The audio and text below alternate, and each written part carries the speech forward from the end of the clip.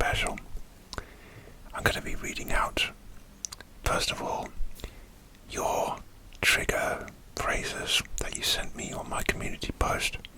I didn't get a huge amount, but I thought it'd be a fun challenge to try and read those with fangs in my mouth. And secondly, I'm going to be reading from extracts from Bram Stoker's Dracula. And we'll see how long these fangs stay in my mouth. Okay, first of all, I'm going to read out your phrases that you sent me to say with fangs in my mouth. The first one is from... I can barely talk with these in my mouth. I don't know how people do it, like fancy dress parties and stuff. How do you eat the nibbles?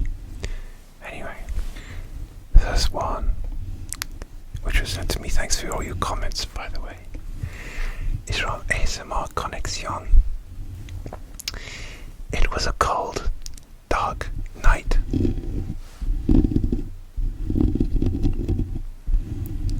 With a flashlight upwards in the dark, like in scary stories, around a campfire vibe. The vibe is impossible to say. V-I-B-E. I'm going to do that one again. Thank you, ASMR Connexion.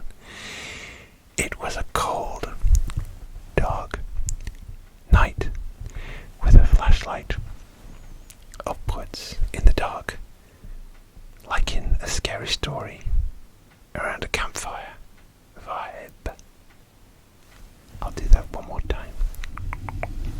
It was a cold, dark night with a flashlight upwards in the dark, like in a scary story, around a campfire vibe.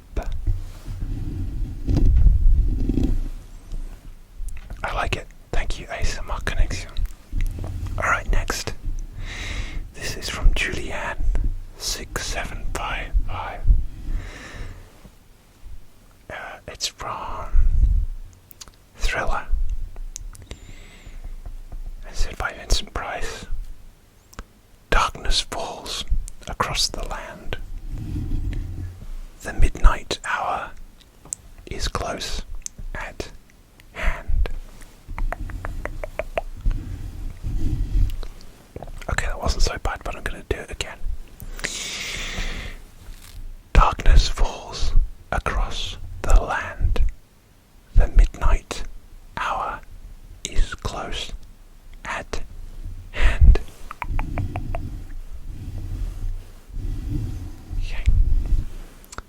Okay, one more time. I'll try and do 3 times each. Darkness falls across the land. The midnight hour is close at hand. Okay. I have a makeshift cape that's just falling off. I'm just going to let it fall. This is very, very last minute, this video. I wasn't even going to do a Halloween video, but I thought, F it, I'm going to have a go. Okay, that's it for your responses, except that also, Julianne has sent me another one. Thanks, Julianne, for sending me 2. I appreciate it. The second phrase that Julianne6755 has sent me to say is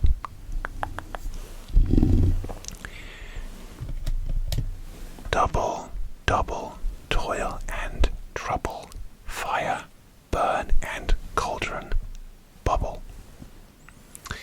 Double toil and trouble, fire, burn and cauldron, bubble.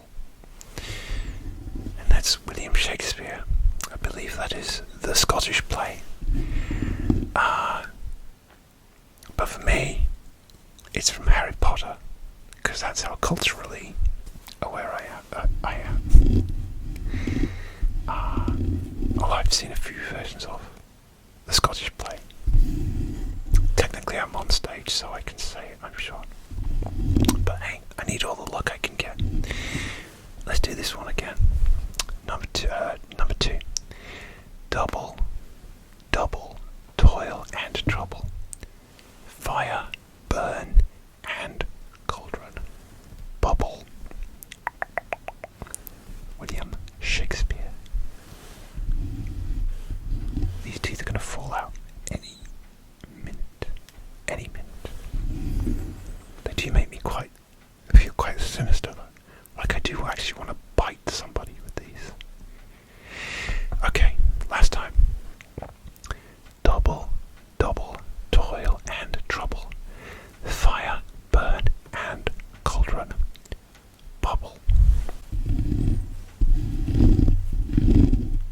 Alright, thanks very much, Julianne. I really appreciate that. And finally, we had Comforting Sounds just said, and I'm going to say this because you put it in there. Unfortunately, you never got your quotes in time from Stephen King, but I'll say this. Gonna have you saying famous lines from Stephen King's classics. Don't think I won't. Well, the only one that Stephen King quote that comes to mind is, they all float. Is it they all float down here? They all float down here. That's all I can remember from Stephen King. They all float. Yeah. I love that. Those films are great. Alright. That's all the quotes you sent me to say. It's a shame. This was very short notice that I put out the post, so I didn't get a huge response, but thank you for those who did respond, and I hope you enjoyed those. Alright, next. I don't want this video to be too long. I'm going to read from... Sorry, my arm clicked then. I have a brand new copy, which I bought, of Bram Stoker's Dracula. It's a beautiful cover, I love it. This is the Penguin Classics edition, and I love the artwork. The cover illustration is called Dracula, and it's by Sława Harasimovich. I'm sorry if I'm butchering that name. Beautiful artwork. Now, I don't remember if I've actually read Dracula or Frankenstein.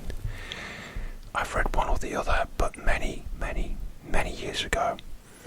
And also I've seen countless versions of the film versions, TV versions. I saw the BBC version, like a 3-part version, which ended really weirdly. It went really off the rails, spoiler alert. But I love the Francis Ford Coppola Dracula, and I like vampire movies. I don't mind Twilight, actually. I really like those movies, the aesthetic of them at least. Certainly the first one. I love the gloomy, grey, gloomy, misty, foresty, Pacific Northwest look of those movies. Let me just do some tapping on this beautiful book.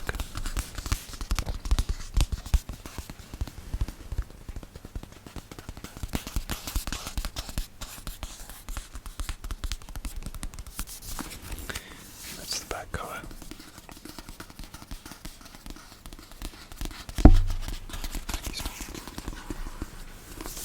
Okay, I'll read you the blurb from the back cover.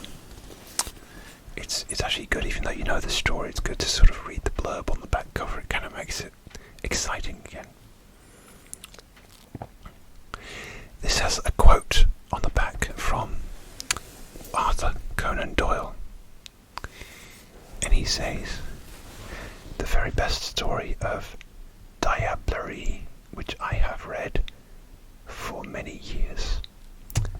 I must admit, I don't know what diablerie means. Is it like diabolical?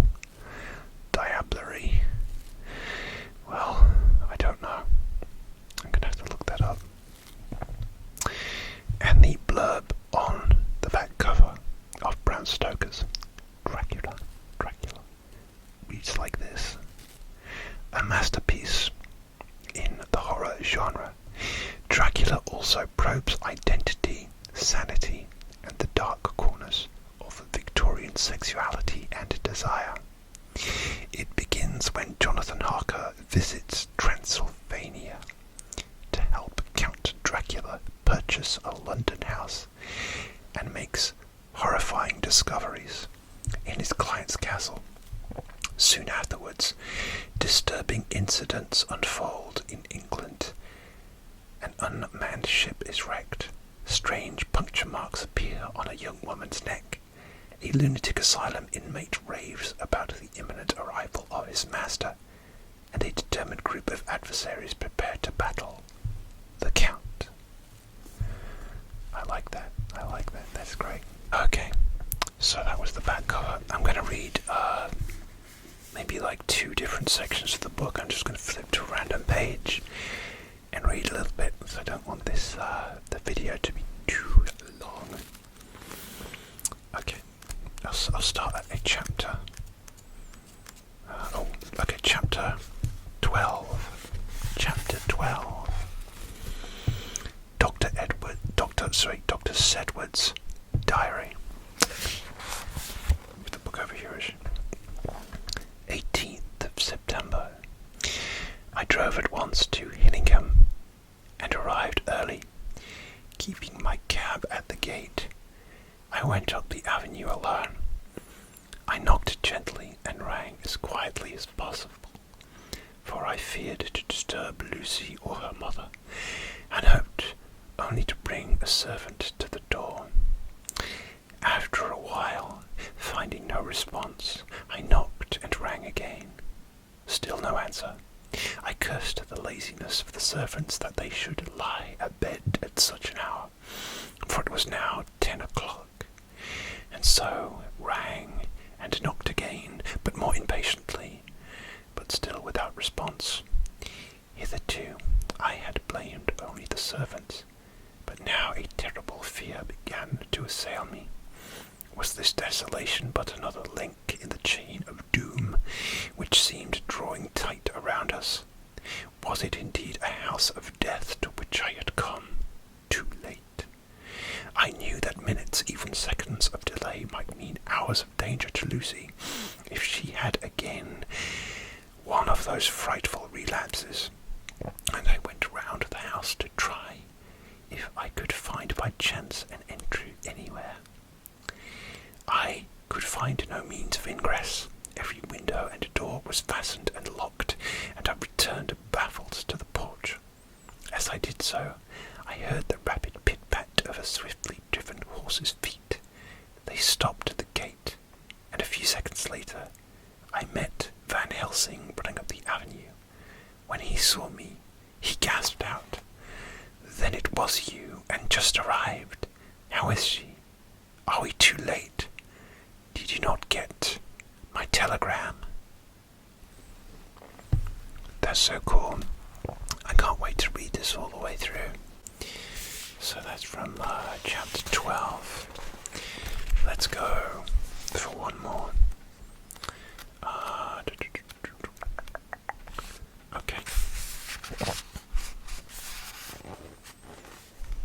Okay, last extract I'm going to read from chapter 19, which is page 264 in this version of Bram Stoker's Dracula. Again, it starts off Jonathan Harker's journal. 1st of October, 5 a.m. I went with a party to search, with an easy mind, for I think I never saw Mina so absolutely strong and well. I am glad that she consented to hold back and let us men do the work. Somehow it was dread to me that she was in this fearful business at all, but now that her work is done, and that it is due to her energy and brains, the foresight that the whole story is put together,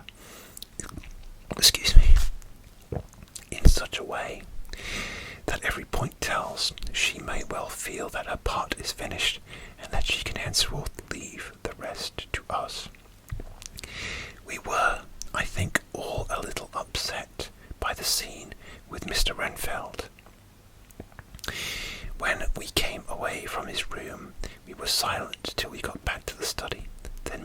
Morris said to Dr. Stewart, "Say, Jack, if that man wasn't attempting a bluff, he is about the sanest lunatic I ever saw. I'm not sure, but I believe he had some serious purpose. And if he had, it was pretty rough on him not to get a chance." Lord Godalming and I were silent, but Dr. Van Helsing added, "Friend, John, you know more of lunatics than I do, and I'm glad of it, for I fear if it had been to me to decide, I would before that last hysterical outburst have given him free. But we live and learn, and in our present task we must take no chance, as my friend Quincy would say. All is best as they are." Dr. Seward seemed to answer them both in a dreamy kind of way. "I don't know but that I agree with you. If that man had been an ordinary lunatic, I would have taken my chance of trusting him. But he seems so mixed up with the Count in an indexy kind of way that I am afraid of doing anything wrong by helping his fads. I can't forget how he prayed with almost equal fervour for a cat, and then tried to tear my throat out with his teeth." Wow. That's gripping. Alright guys, I just wanted to do this quick, crazy, fun Halloween video. I'm gonna do another one which is trying Halloween snacks and some tapping and scratching. Another little short one, and I hope you can check that one out and enjoy. In the meantime, happy Halloween, and I will see you soon for another ASMR video. Take really good care of yourselves. Look out for things that go bump in the night.